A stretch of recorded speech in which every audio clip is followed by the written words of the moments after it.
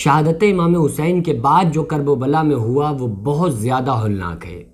کہ امام حسین کی شہادت کے بعد جب شام کا وقت آیا، تھوڑی رات ہو گئی،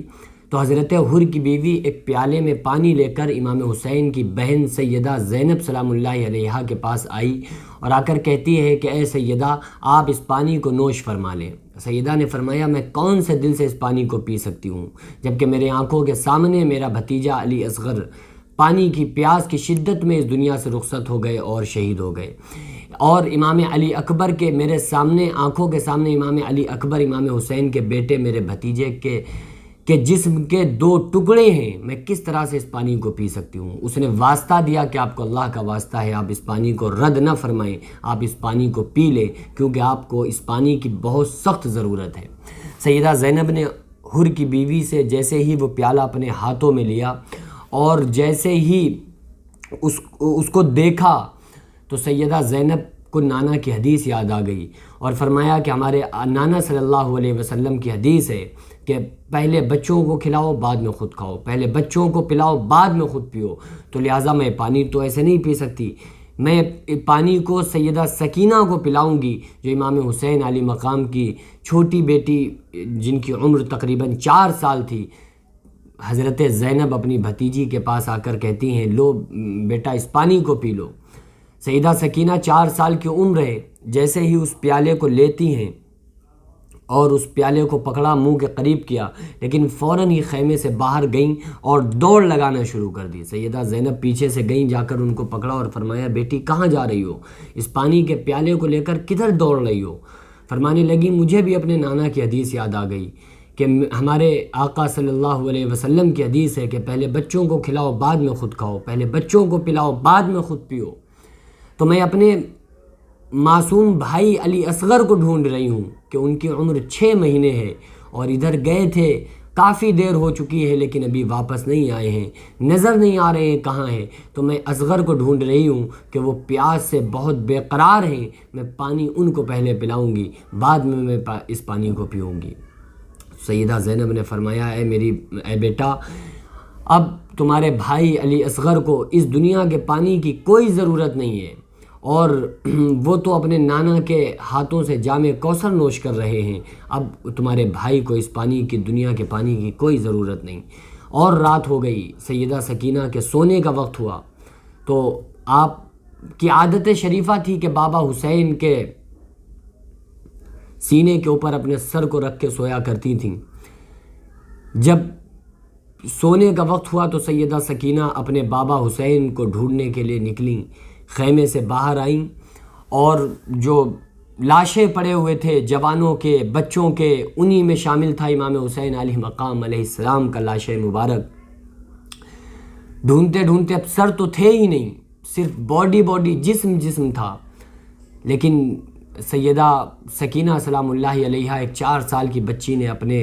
59 سال کے بوڑھے والد محترم امام حسین علی مقام علیہ السلام کے جسم کو پہچان لیا اور سمجھ گئیں کہ یہ ہمارے بابا کا جسم ہے اور یہ ہمارے بابا کا سینہ ہے۔ بغیر سر کے اس جسم سے سیدہ سکینہ لپٹ جاتی ہیں اور اپنے سر کو اپنے بابا کے سینے پر رکھتی ہیں، امام حسین علی مقام علیہ السلام کے سینے پر رکھتی ہیں اور سو جاتی ہیں۔ اور ادھر سیدہ زینب امام حسین کی بہن نے اپنی بھتیجی سکینہ کو ڈھونڈنا شروع کیا، ڈھونڈتے جا رہی ہیں، نظر نہیں آ رہی۔ پھر بہرحال جب ڈھونڈتے ڈھونڈتے وہ اس جگہ پر آئیں جہاں پر لاشیں پڑے ہوئے تھے، تو آ کر دیکھا کہ ایک جسم کے ساتھ بھتیجی سکینہ چپٹی ہوئی ہیں اور سو رہی ہیں۔ تو جیسے ہی پوچھا کہ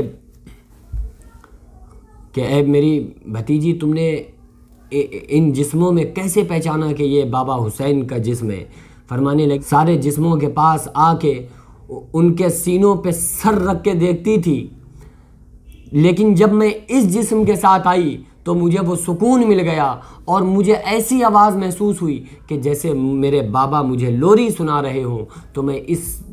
جسم کے ساتھ اس سینے پہ سر رکھ کے جیسے ہی لیٹی تو مجھے فوراً ہی نیند آ گئی۔ خدا کی قسم ایسا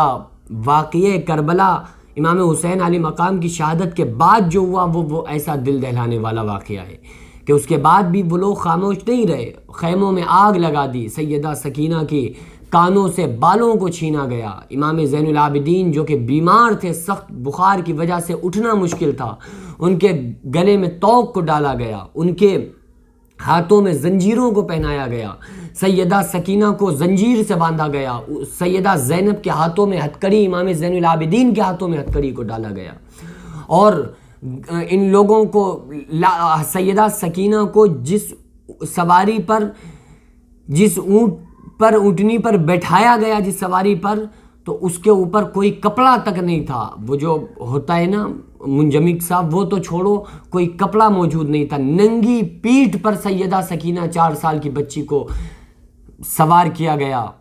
اور جب یہ سیدہ سکینہ پریشان ہوتی تھیں اور گھوڑے کی نکیل کو گھسیٹ نہ پاتی تھیں تو پیچھے سے ظالم سیدہ سکینہ کے پیٹھ مبارک پر کوڑوں کو برساتے تھے اور ان کو مارتے تھے، ان کے اوپر ظلم و ستم کرتے تھے۔ چلتے چلتے ایک مقام ایسا آیا کہ امام حسین علیہ مقام علیہ السلام کا سر انور جو نیزے پر تھا وہ زمین کی طرف آ گیا، تو جیسے ہی وہ زمین کی طرف آیا، زمین سے آ کے لگ گیا۔ اب سارے بدبخت یزیدیوں نے پوری طاقت لگائی لیکن امام کا سر اٹھ نہ سکا، تو سارے لوگ پریشان ہو کر سیدہ زینب کے پاس آ کر کہنے لگے کہ اے زینب، یہ بتاؤ تمہارے بھائی حسین کا سر زمین سے لگ گیا ہے اور نہیں اٹھ رہا ہے، کیا بات ہے؟ تو سیدہ زینب نے فرمایا کہ دیکھو سکینہ کہاں ہے؟ جب دیکھا گیا تو سیدہ سکینہ اس قافلے میں موجود نہ تھیں۔ پھر لوگ پیچھے پہنچے تو دیکھا کہ ایک کمبل پوش اپنے کمبل کے اندر، اپنی چادر کے اندر سیدہ سکینہ کو لپیٹے ہوئے رو رہی ہیں، گلے سے لگائے ہیں، سینے سے لگائے ہیں۔ پوچھا آپ کون ہیں؟ فرمانے لگی میں سیدہ فاطمۃ الزہرا ہوں، اور میری بیٹی جب زمین پر آئی تو میں نے اس کو اپنی آغوش میں لے لیا۔ خدا کی قسم یہ ایسی تاریخ ہے، تاریخ کربلا، جسے قیامت تک انسان بھلا نہیں سکتا۔ ہم سمجھتے ہیں کہ صرف 10 دن کے لیے محرم ہے، ہم سمجھتے ہیں صرف یہ رونا غم حسین میں 10 دن کے لیے ہے۔ خدا کی قسم یہ تو پیغام قیامت تک کے لوگوں کے لیے، ہر سال کے 360 دن یہ پیغام ہے کہ آپ زندگی گزاریں تو سیدہ سکینہ کی اس بات کو مد نظر رکھیں کہ ایسے وقت میں بھی سیدہ سکینہ اپنے نانا صلی اللہ علیہ وسلم، حضور اکرم صلی اللہ علیہ وسلم کی حدیث پر عمل کرتی ہوئی نظر آ رہی ہیں۔ سیدہ زینب اپنے نانا صلی اللہ علیہ وسلم کی حدیث پر عمل کرتی نظر آ رہی ہیں۔ ہم کو چاہیے کہ صرف سننا اور سنانا مقصد نہ بنائیں، بلکہ ہم اور آپ امام الانبیاء صلی اللہ علیہ وسلم کے نواسے امام حسین علیہ مقام علیہ السلام نے جو کربلا میں قربانی دی ہے اور دین کو بچایا ہے، تو ہمیں بھی اس طریقے پر عمل کرنا ہے، اور ایسی محبت اہل بیت سے کرنا ہے کہ لوگ ہمیں دیکھ کر یہ کہنے لگ جائیں کہ اب یہ شیعہ ہو گیا۔ میرے اوپر خود پہ فتویٰ ہے، پاکستان سے مجھ پر شیعت کا فتویٰ لگایا گیا۔ میری کمی یہ نہیں ہے کہ میں صحابہ کو گالیاں دیتا ہوں، معاذ اللہ معاذ اللہ، میں کسی صحابی کو گالی نہیں دیتا، لیکن میرا جرم یہ ہے کہ میں اہل بیت سے محبت کرتا ہوں، اس طریقے سے کرتا ہوں جس طرح سے ہمارے نبی صلی اللہ علیہ وسلم نے ہم کو بتایا ہے۔ ہمارے نبی نے فرمایا اپنی اولاد کو 3 باتیں ضرور سکھاؤ، قرآن کا علم سکھاؤ، میری محبت سکھاؤ، میری اہل بیت کی محبت سکھاؤ۔ تو ہمارے سینوں میں اگر عشق اہل بیت نہیں ہے، عشق مصطفیٰ نہیں ہے، اور قرآن کی تعلیمات پر عمل نہیں ہے، تو خدا کی قسم ہم مکمل ایمان والے نہیں ہو سکتے۔ اللہ تعالیٰ سے دعا ہے اللہ تبارک و تعالیٰ ہم تمام لوگوں کو سچا اور پکا عاشق امام حسین بنائے، ہم سب کو سچا اور پکا نمازی بنائے، ہم تمام لوگوں کو اللہ تعالیٰ صبر اور تحمل اور برداشت کرنے کی ہم لوگوں کو صلاحیت عطا فرمائے، ہم تمام لوگوں میں اتفاق، اتحاد، محبت پیدا فرمائے۔ وما علینا الا البلاغ۔ السلام علیکم ورحمۃ اللہ وبرکاتہ۔